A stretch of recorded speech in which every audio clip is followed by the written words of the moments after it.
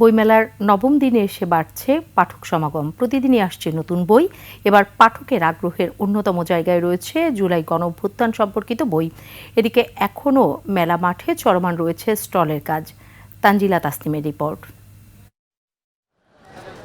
দিন দিন প্রাণের মেলায় বাড়ছে পাঠকের আনাগোনা। স্টল প্যাভিলিয়নগুলো সেজেছে রকমারি বইয়ের সম্ভারে। তবে পাঠকের আগ্রহের অন্যতম অংশ জুড়ে জুলাই আন্দোলন সম্পর্কিত বই। জুলাই অভ্যুত্থান নিয়ে বই লেখা হচ্ছে, বিভিন্ন ধরনের গ্রন্থের মোড়ক উন্মোচন হয়েছে। আমার মনে হয় এগুলো জুলাই অভ্যুত্থান যেহেতু আমাদের জেনারেশনই করেছে, আমার কাছে মনে হয় এগুলো অনেক ইন্টারেস্টিং হবে আমার কাছে। আমি খুবই আগ্রহী অ্যান্ড এক্সাইটেড আছি বইগুলো দেখার জন্য। অনেক কিছু আমরা জানতে পারবো, নতুন নতুন অনেক বই এসেছে। জুলাই গণ অভ্যুত্থান নিয়ে সমসাময়িক যারা লেখক আছে তারা লিখছেন, পাশাপাশি হচ্ছে বাংলা একাডেমি থেকে আমরা দেখেছি নতুন নতুন বই বের করা হচ্ছে। এই লেখাগুলো আমাদের জন্য গুরুত্বপূর্ণ।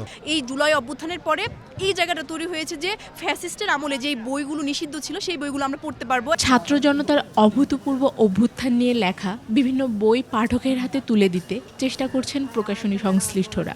জুলাই যে বিপ্লব হয়েছে, বিপ্লব সম্পর্কে জানার জন্য পাঠকদের অনেক আগ্রহ। পাঠকরা আসছে এবং দেখছে কিছু কিছু বই বিক্রি হচ্ছে। পাঠকরা যারা আসছে তারা অনেকেই সিক করছে খুঁজছে এই জুলাই রিলেটেড, এই আন্দোলন রিলেটেড, বিপ্লব রিলেটেড বই বা কবিতা। নবম দিনে ৯৭টি সহ এ পর্যন্ত মেলায় এসেছে ৭৫০টি বই। অন্যদিকে এদিনও মেলা মাঠে দেখা গেছে বিভিন্ন স্টল তৈরির কাজ। পরিবর্তিত বাংলাদেশের এই বইমেলায় বিভিন্ন বয়সের পাঠকরা আসছেন এবং বই কিনছেন।